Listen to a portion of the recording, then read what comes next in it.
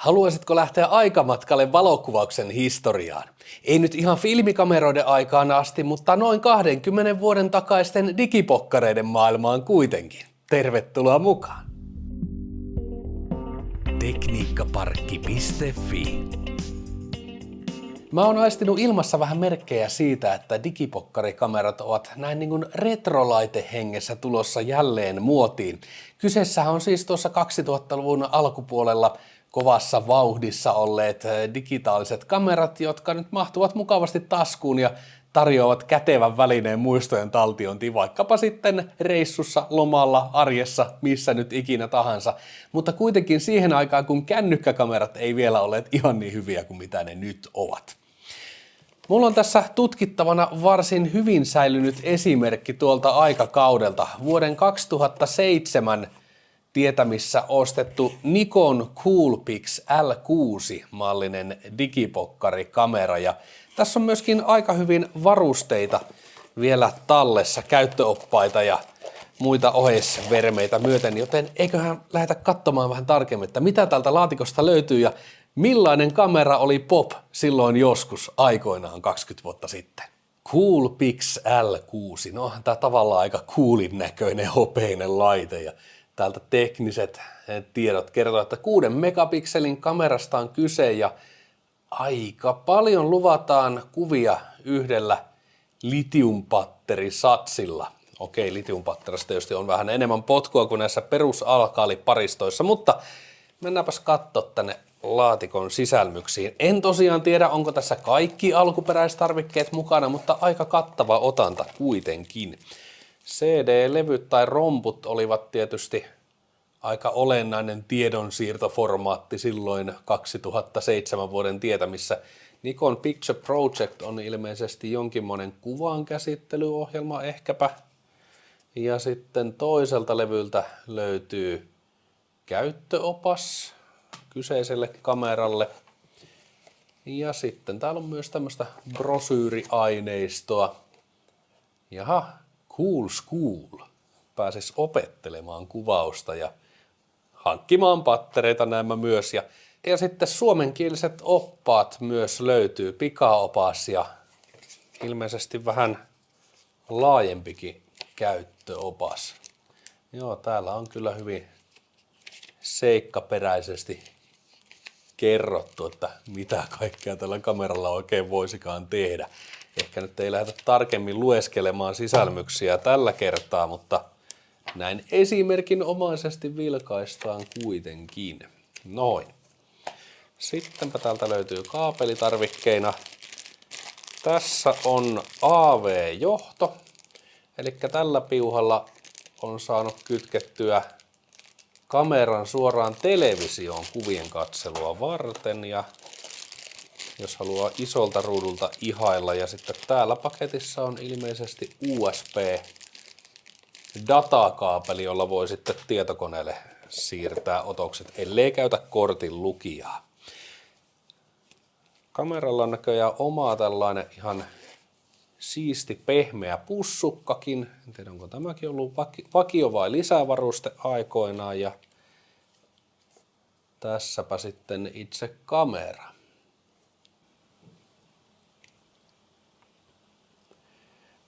Kamerahan on siis varsin pieni ja kätevän kokoinen. Tää on sellaista peruspokkarikameroluokkaa, että mitään ihmeitä kummosia täältä ei liene löydy. Pohjassa jalusta kierre ja paristoluukku ja sitten täällä tuo SD-korttipaikka.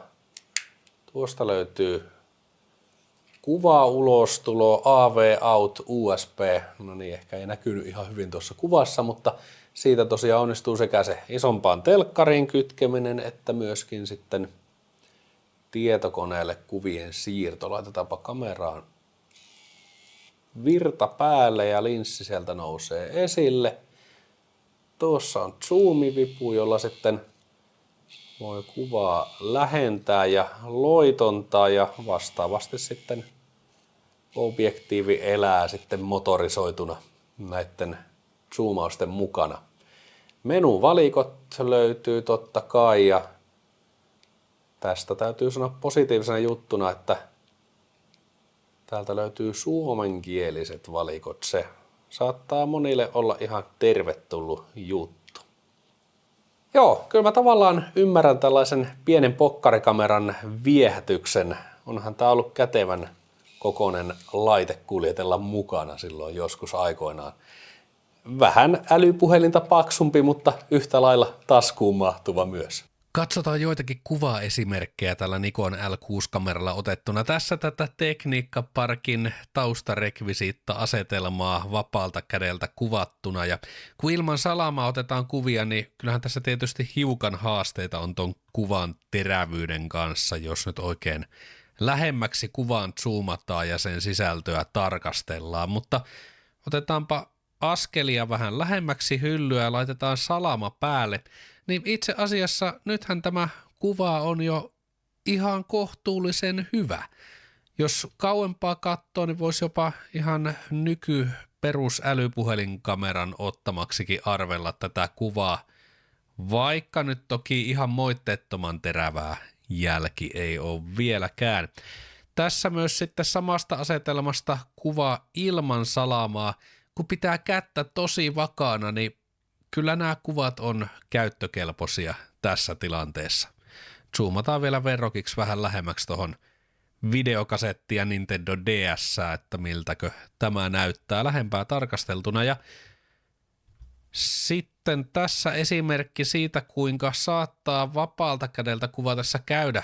Pientä tärähtelyä tahtoo kuviin aika helposti tulla, kuten tässäkin näkyy, niin hiukan ikään kuin tuossa näkyy tekstin ympärillä tuollaisia haamuraitoja, niin se tarkoittanee sitä, että ihan ei ole mun kädenvakaus riittänyt ilman salamavaloa kuvaamiseen sinänsä melko kirkkaissa sisäolosuhteissa.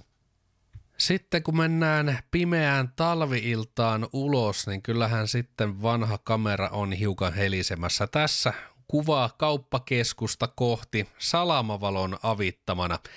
Tässä näkyy, että etualalta toki nämä tien kaiteet ynnä muut näkyy varsin selvästi, joskin pienen kohinan säästämänä, mutta tämä varsinainen kauppakeskus kyllä aika lailla häviää pimeyteen näitä mainosvaloja lukuun ottamatta. Sitten sama asia ilman salamaa, silloin kamera yrittää tietysti pidentää tuota valotusaikaa, mutta samalla alkaa tulla aika rankkoja vaikeuksia kuvan tarkennuksen suhteen. Vaikka otti kuinka monta kuvaa peräkkäin, niin se laatu vaan tahtoi olla tätä luokkaa kerta toisensa jälkeen. Tässä muuten näkyy samalla yksi toinen ominaisuus, en tiedä onko tämä sitten ajan saatossa tämä kameran kenno kärsinyt vai mistä johtuu, mutta täällä on aika paljon tällaisia kirkkaita niin sanottuja kuolleita pikseleitä, niin kuin nytkin näkyy tässä kuvassa nämä kaksi kirkasta pilkkua taivaalla. Ne ei ole siis tähtiä, vaan ne on kameran kennosta lähtöisin olevia häiriöitä.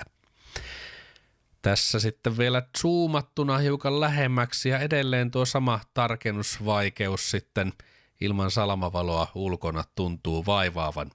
Ja vielä verrokiksi iPhone 17 Prolla otettu esimerkkikuva samasta tilanteesta. Vaikka tämäkään ei aivan täydellinen kuva ole, niin kyllä tässä näkyy nyt sitten se useiden vuosien kehitys kameratekniikassa. Eli tätä kärsii on vaikka pikkusen suurentaakin ja kuvassa on vielä joitakin yksityiskohtia jäljellä. Täytyy sanoa tosin, että ei tämä mun mielestä ole ihan edes sieltä parhaasta päästä, mitä älypuhelimella pystyisi ottamaan. Olipa tällainen sattuma räpsäisy vapaalta kädeltä.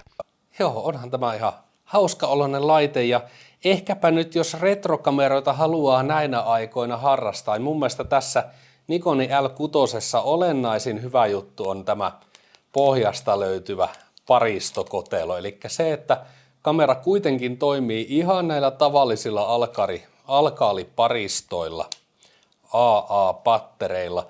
Se helpottaa varmaan tällaisen pikkukameran toimintakuntoon saamista nykypäivänä aika paljonkin, nimittäin jos verrataan tilanteeseen, jossa sulla olisi täällä pieni litiumakku täällä kameran sisässä ja sille vaikkapa erillinen laturi, joka pahimmassa tapauksessa voi olla hukassa ja akkukin ehkä parhaat päivänsä nähnyt, niin sittenpä pitääkin alkaa seuraavaksi jäljistämään ainakin sitä korvaavaa varaosa-akkua pahimmassa tapauksessa myöskin sitä laturia.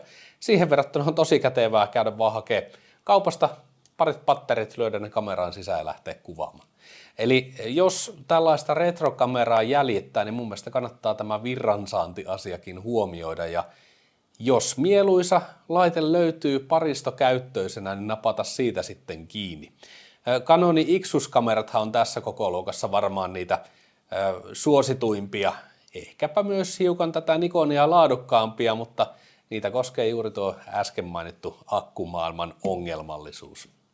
Sitten on tietysti se mielenkiintoinen kysymys, että minkä takia tällaiset retrolaitteet ylipäänsä ovat tulleet suosioon, nimittäin mitä nyt tässä palauttelin itse näitä 20 vuoden takaisia kuvauskokemuksia mieleeni tämän Nikonin kameran kanssa, niin onhan se kehitys ollut aivan hurjaa verrattuna siihen, mitä jo tietysti nykyiset pokkarikameratkin pystyy tekemään, mutta ennen kaikkea se, kuinka hyviä kuvia nykyisillä älypuhelimella saa napattua. Jo niillä edullisemmillakin puhelimilla. Nehän päihittää tämän Nikonin L6 aivan mennen tulle ja vielä yhden kerran kaupan päälle.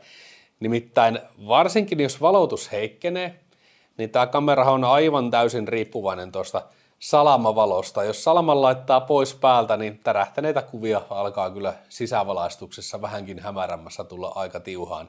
Eikä sitten myöskään yöajan ulkokuvauksesta kovin häppöistä jälkeä tule. Nämä kaikki asiathan on nykyisillä älypuhelimilla ihan helppoja rutiinijuttuja. Mennään tuonne yölliselle kadulle, napataan hieno kuva ja ollaan tyytyväistä. Ai että kun tässä kaikki näyttää valoisammalta kuin silmillä katsoin. No sitä ei tapahdu tällaisilla vanhoilla pokkareilla. Mutta sitten tietysti voidaan ajatella, että onko se osa viehätystä juuri se hiukan rosoisempi kuvajälki. Paluu sinne menneeseen aikaan myös lopputuloksen laadun kannalta. No jos se on se juttu, niin kyllä L6 Nikon sopii tähän tarkoitukseen myös aivan mainiosti.